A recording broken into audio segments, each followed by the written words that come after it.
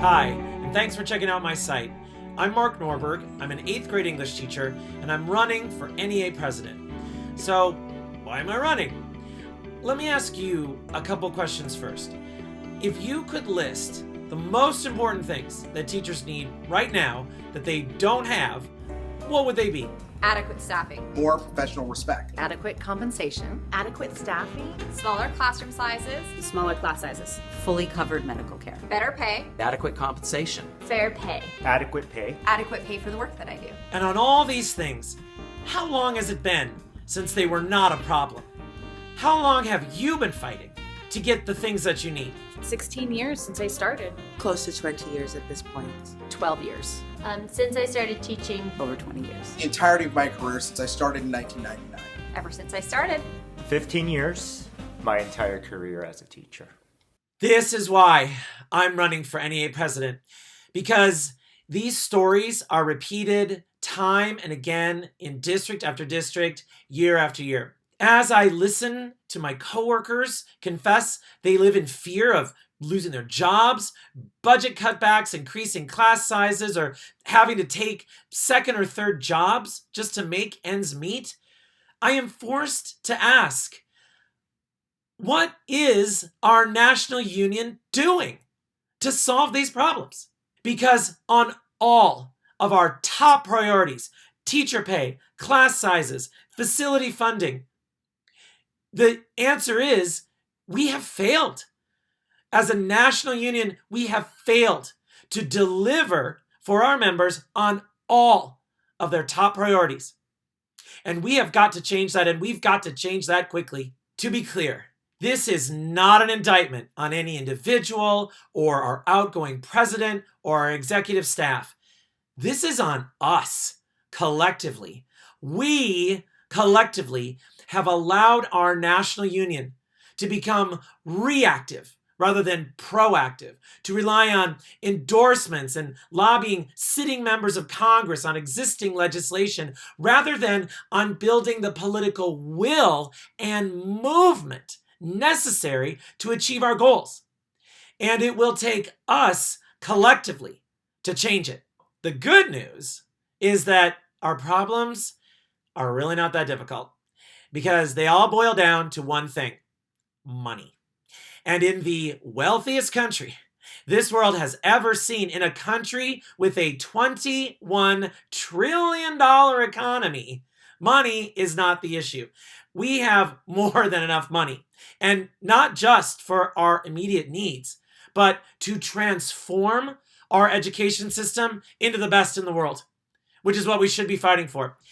Money is not the problem. The problem is our priorities. We as a country are choosing not to fund education.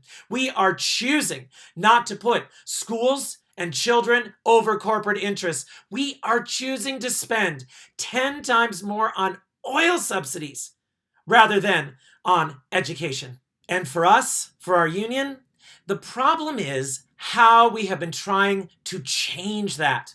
For us, the problem is we have pushed the responsibility for finding the money that we need down to our local unions, where every year we expect our local unions to go and fight their local school boards for everything. And every year we return utterly demoralized because we've barely managed a cost of living increase, if even that. We need to come together as a national union and start waging our big fights on the national stage to solve these problems permanently and demand that the vast sums of money we pay in federal taxes are spent on our children, our schools, and our communities, and not the super rich corporations and wars abroad. And I say, we can wage and win this battle right now. So, how do we do it? How do we use our national union to change our country's priorities and get the funding we need? Well, here's my game plan. Step 1, we collectively, democratically draft an education bill of rights, 10 needs that we want the federal government to start paying its fair share of with our $21 trillion economy. So, what might an education bill of rights look like? Well, here's a few ideas. Why not demand that the federal government provide a $20K base salary for all teachers, with local districts providing the rest? Or waive federal income tax, or both. Imagine the type of compensation you could start negotiating with something like that on the table, and how the numbers of high quality, top-notch educators entering the profession would skyrocket, because suddenly six-figure salaries for teachers, which they deserve, becomes doable. Why not demand that the federal government require and fund nurses and counselors at every school every day of the week?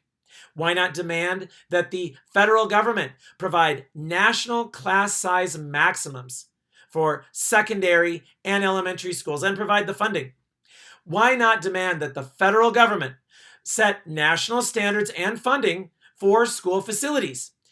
Now, these are just a few of the ideas that I'm pretty confident we could all collectively agree to, and that our federal government, with its $21 trillion economy, could easily afford. And while we, as a national union, debate and discuss what we want for our federal education bill of rights, I will put my VP in charge of the day-to-day operations of the union, and I will commit to spending my time on the road, going from state to state, district to district, school to school, holding rallies and press conferences, and exert the power of this national union to shine a spotlight on every underpaid and undervalued educator, every overworked sped teacher, every music, theater, and art professional whose curriculum is on the brink from funding cuts, every counselor and nurse spread far too thin.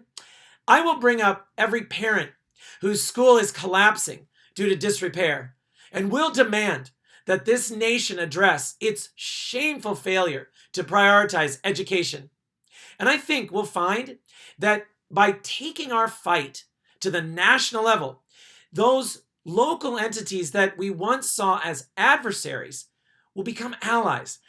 I'm confident that our local school boards and administrators will happily join our fight to bring federal relief to our local budgets. We'll use the power of our national union to build these coalitions and make our elected leaders and the country as a whole see exactly why we need a federal education bill of rights and why we need unions. Step 2. Once we've ratified our federal education bill of rights, we'll have our legal team draft them up as legislation ready to be voted on. And then we'll use the organizing power of our national union to mount a 1 million teacher march on Washington, D.C., coordinated with thousands of simultaneous marches at every single school district in the country. And at these marches, we'll name the names of those signed on in support of our education bill of rights and those who haven't. And we'll vow to unseat any member of Congress who does not come on board. Step 3. If our demands have not been met, if the calls of millions of educators, parents, students, and communities fall on deaf ears and Congress refuses to act, we'll use the full force of the world's largest labor union to mount a national strike and shut the system down. And we'll let Washington know we are not afraid to play that card. Because if it comes to that, we'll get everything we want. If a local strike in one city has the power to smash through entrenched bureaucracies and turn the tide of public opinion, imagine what we could achieve if the NEA coordinated a national strike. And here's the important thing about national strikes. They're no more work than a local strike, at least from union members' perspectives. Because if you win a local strike, you only win locally. And typically, those gains have to be relitigated in another couple years. But if you win at the national level, where the victories are codified into federal law, which is what we'd be fighting for, everybody wins. And the wins are far more secure. We must pursue strategies whose goal is permanent change. We must pursue strategies that will permanently fix teacher salaries, permanently fix class sizes, and permanently fix school funding. We are sitting by and allowing this incredibly powerful tool, our national union, to go way underutilized. Local unions have been killing themselves long enough. It's time for all of us to step it up and collectively fight this battle once and for all and win permanent victories. Last year at our annual convention in Houston, President Lily Eskelsen Garcia suggested that something big was in the air, that something big was coming. I submit that joining together, unifying our local efforts to create and demand a federal education bill of rights is just the big thing we need, and just the big win that is within our grasp. But sisters and brothers, if after watching this video, you do not feel that I am the best candidate to lead this union forward, I urge you to consider what I have said about the need for a big, bold, national strategy, one scaled to fit the size of our problems, in order to win once and for all the kind of federal funding we need to make our schools the best in the world.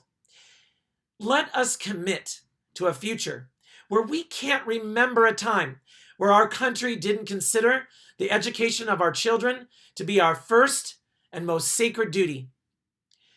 For more on the Federal Education Bill of Rights and other ideas on how to make our schools second to none, go to my website, norberg4neapres.com, where you can post your thoughts and let people know how you feel about a Federal Education Bill of Rights. What would you like to see our country guarantee every educator and student? Let's get this conversation going and see where it can take us.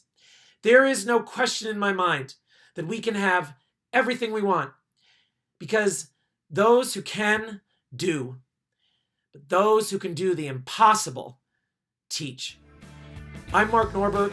I'm running for NEA president, and I thank you so very much for your time. Take care.